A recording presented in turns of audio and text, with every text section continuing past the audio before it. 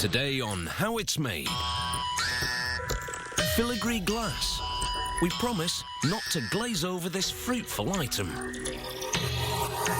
Fish food. Tuna in for some school dinners. But we won't carp on about it. And motorhomes. One way to live your life in the fast lane with your feet up. But first, filigree glass is a highly advanced form of glassmaking. Threads of coloured glass are woven together into intricate patterns before they're encased within clear crystal. Then, using complex glassmaking techniques, these pattern rods are turned into breathtaking works of art.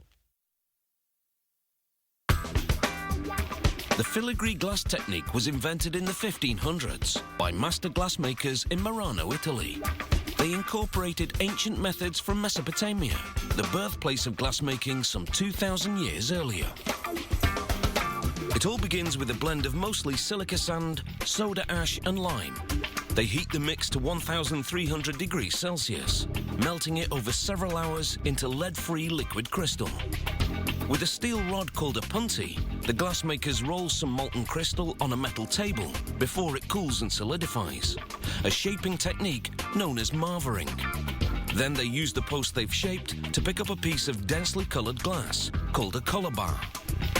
They melt the colour on the end of the crystal post. At the same time, they heat another colour bar into a molten state. Then they perform a process called overlaying. They push the molten coloured glass over the other coloured bar, then marver until the coloured glass symmetrically encases it. They encase the colour in clear crystal and reheat some more. Then prepare a new piece of clear crystal on another punty. They use it to grab the free end of the colour overlay. The glassmakers pull, stretching the crystal, like toffee, into what's known as an overlaid cane, a thin rod of crystal with a thread of coloured glass inside. It takes great expertise to stretch the rapidly cooling glass to a consistent diameter without twisting or breaking it in the process. They snip the long cane into manageable lengths. Next, they cut the coloured rods into the size required. Lay out the rods in a precise configuration. Heat, then roll them into a precisely sized piece of molten clear crystal. Now they repeat the pulling process, but this time to create the internal pattern they want, they twist both punties. They use an electric drill to ensure steady, uniform revolutions. The rod this creates is called a complex cane. After it cools and stabilizes overnight, they cut it into lengths that they need to create the filigree glass piece. The colors and pattern inside a complex cane are determined by the choice and layout of the overlaid cane rods. The filigree pattern is now determined by how they lay out the complex cane rods. After fusing the laid out rods, they wrap them around a collar of hot crystal at the end of a blowpipe. While rolling the piece on a glass blowing bench, they use a scissor-like tool called jacks to close off the end. They snip off the excess with shears. Then they roll the hot glass on a wet wooden block to smooth and round the bubble.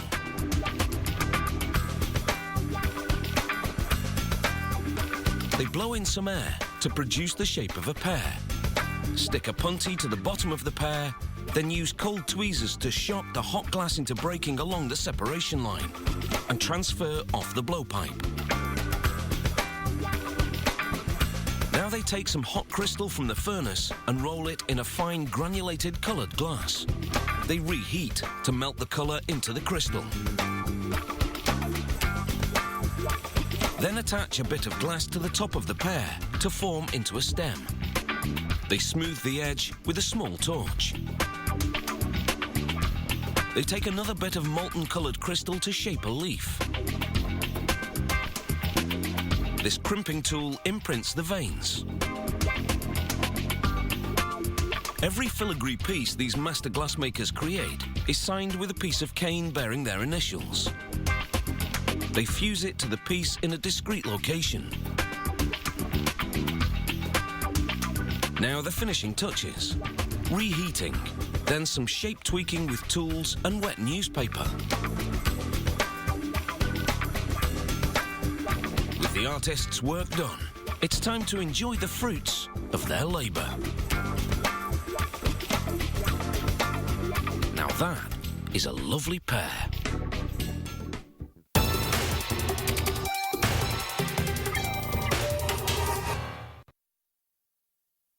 Flake foods for aquarium fish were invented in the middle of the last century. Before they came along, fish fanciers had to collect live food from rivers and streams to feed their pet fish. Now, though, all that's required is a quick trip to the cupboard.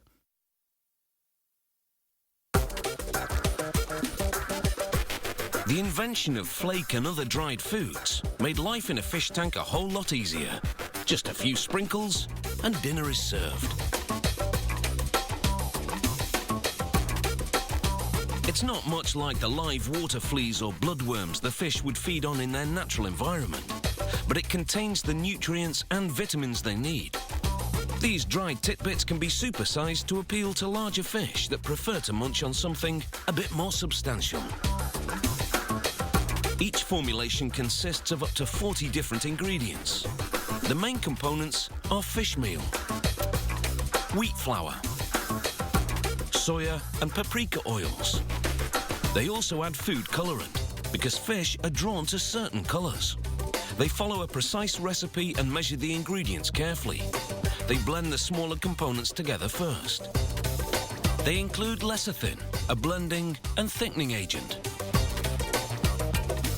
and calcium for bone strength. The main ingredients, the fish meal, flours and oils, are piped from silos into big tanks and mixed with hot water. They add the smaller premix and blend everything together to produce a thick slurry. They spray the slurry onto the surface of a series of rolling heated drums. As it flows over these drums, the slurry cooks and dries into a thin film that's like a paper sheet. As the sheet rolls off, a long rotating blade chops it up to produce big flakes. They're pretty chunky at this point and will need to be broken up into bite-sized versions. Next, they fall down a chute and into a plastic bag. A worker transfers them by the bagful to the next conveyor. The various colours represent the different formulations. The green are veggie flakes, while the red are protein-based. They all head into a spiralling device known as the tumbler. It spins and tosses the flakes around. This mixes and breaks them into smaller flakes. After several minutes in the tumbler, the flakes fall onto a series of screens to grade them by size: small, medium, and large. They land in separate bins, now mixed and sorted by size. Meanwhile, the production of fish food sticks is underway. Machinery presses the mashed food through small holes of an extruder plate to create spaghetti-like strings. As the strings exit, rotating knives cut them into sticks. The sticks dry and solidify. A worker routinely examines them for size and form. The next worker wheels a hopper full of flakes above a chute and removes the trapdoor. The mix falls down one floor into the packaging line. At the same time, a column of empty cans heads towards the flakes. The fish food flakes fall through special openings that funnel them into the cans. Machinery cuts out aluminium foil caps and slaps them on top of the containers. Hot circular irons then seal the caps to the cans. This conveyor belt is also a computerized scale, which keeps track of the amount of food in the cans. The devices spin to twist the plastic lids onto the threaded rims of the cans. As the The cans pass by on a carousel. Applicators press glue-backed product labels onto them. And these fish food flakes are finished. In its various concoctions, dried fish food offers a range of feeding options. Some contain additives that enhance the growth and colour of the fish. Others are geared to a fish's specific tastes. Right. What's for tea, boys? What did we have yesterday? Okay. Coming up. Motorhomes. Wherever you may roam, quite literally, you can take you home. See you after the break. A motorhome is a fully equipped house on wheels. The Class A types are shaped like a bus. The largest models more than 12 metres long and spacious enough to sleep up to 6 people. When parked, the exterior room walls slide out, expanding the width by more than a metre. Motorhomes have driver and passenger seats at the front, and in the back, the essentials of a small house: kitchen, bedroom, living room and bathroom. The factory buys a ready-made standard-length steel chassis from an automotive supplier, with the motor and other components already installed. They then lengthen the chassis by cutting each side and welding on an extension piece. They also extend the pre-installed exhaust system and electrical wiring. Then they weld on steel plates to reinforce the splices in the chassis. Next, they lower the steel basement frame, which has compartments for the water supply, waste collection and storage. Before installing the frame, they attach 3 pairs of sliding hydraulic cylinders, called rams. Each pair operates a slide-out room at the push of a button. After bolting the frame to the chassis, they spray each welded joint with an anti-rust coating.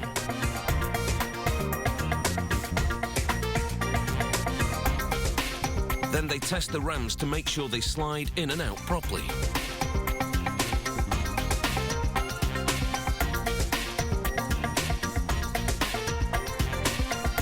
They lower the pre-assembled steel cab structure onto the basement frame and weld it to the chassis. The motorhome's front end is made of fiberglass, with the bumper and headlights built in. Workers connect the headlights to the electrical system, then attach the front end to the cab structure. Then they install the bonnet and make the necessary adjustments. Next, they load up the compartments in the basement structure, starting with the fresh water tank, made of durable white plastic. Water runs from this tank through flexible plastic pipes to the sinks, showers and toilets. Next, the drainage line for the sewer waste. It runs to a plastic tank that's grey to differentiate it from the water tank. Now they run a line of heavy-duty adhesive along the steel grid of the basement structure and set down the motorhome's floor. The floor construction is like a sandwich. Aluminium on the bottom, plywood on the top, with a high-density hard foam in the middle to muffle noise and absorb road vibration. After securing the glued floor with screws, they staple the carpet underlay onto the plywood.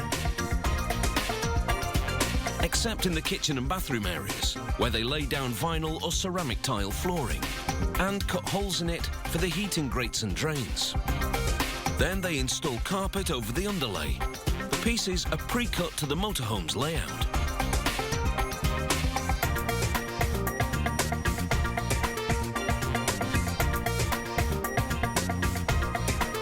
Now workers hook up what they've built so far to a chain mechanism that tows down an assembly line.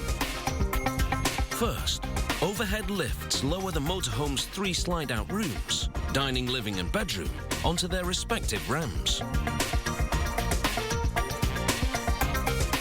Workers bolt the rooms to the rams, then test them. Next, workers install the bathroom cabinets, plumbing and wiring. Then the motorhome gets its 3 remaining walls. They're fiberglass on the outside, decorative panelling on the inside, with a foam and aluminium structural frame in between. The back wall has a luggage compartment accessible from the outside of the vehicle. Like the headlights on the front end, the vehicle's tail lights are integrated. The roof structure is the same as the walls. It has electrical wiring built in and cutouts for ceiling lights and air conditioning vents. The inner structural frames of the roof and walls interlock. A line of screws running the length of the roof secures the connection.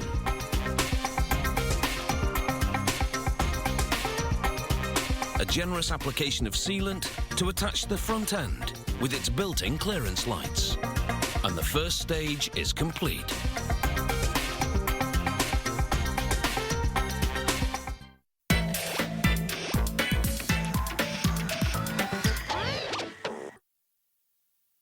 At this point, there's still much interior work to come. Everything on the inside is designed to maximize living space and storage space. And even though the motorhome has just 1 bedroom, pull-out beds in other areas add additional sleeping space. One of the last jobs remaining on the outside is to install the door. It fits perfectly because they constructed it using the piece they cut out of the sidewall to make the door opening.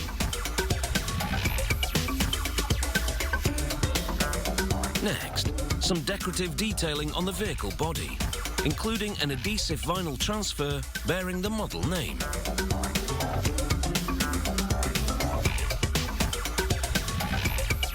On the inside, workers are busy applying the finishing touches.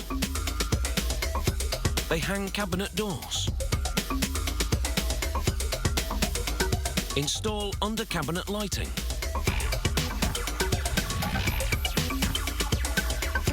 and hook up the kitchen appliances.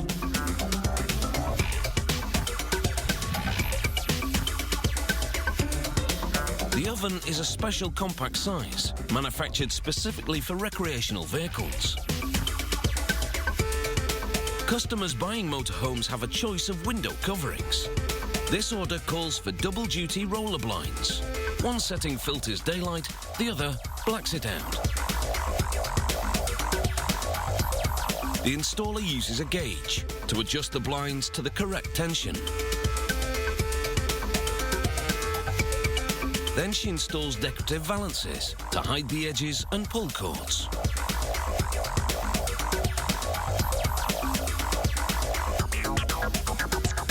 In the cab, workers bolt the base of the driver and passenger seats to the basement frame.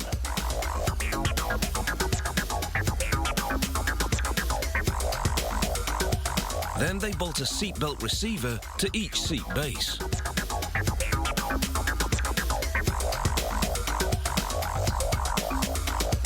The seats, upholstered in high-end synthetic leather, attached to their respective bases.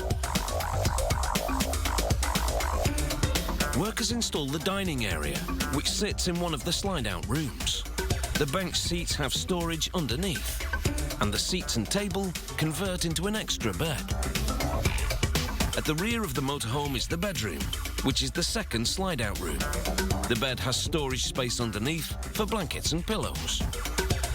Regulations designate certain seats safe to sit in while the vehicle is moving. Those seats are equipped with safety belts. The couch in the living room, the third slide-out room, has a few hidden features. An air mattress which inflates and deflates at the push of a button for an extra bed, and a drawer underneath for storing pillows and blankets. The bathroom is fitted with a toilet, a sink, a shower, and plenty of cabinet storage space. Back on the outside, workers install a rear-view camera on each sidewall. When the driver activates the right turn signal, the right side camera automatically turns on. The left turn signal, the left camera. The cameras transmit the image to a dashboard monitor. Every motorhome this factory produces undergoes extensive testing. Here, Hundreds of sprayers shoot simulated heavy rainfall from all angles, including underneath. With the slide-out rooms both extended and retracted, inspectors check everywhere, even inside the cabinets. If they find any leaks, they seal them and run the water test again.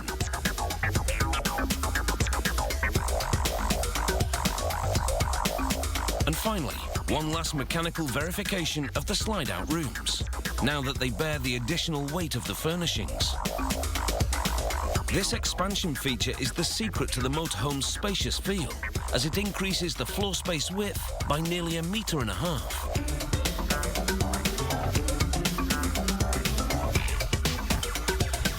The slide-outs operate only while the motorhome is parked. With smart design and ingenious use of limited space, a motorhome lets you hit the road without leaving the comforts of your home behind.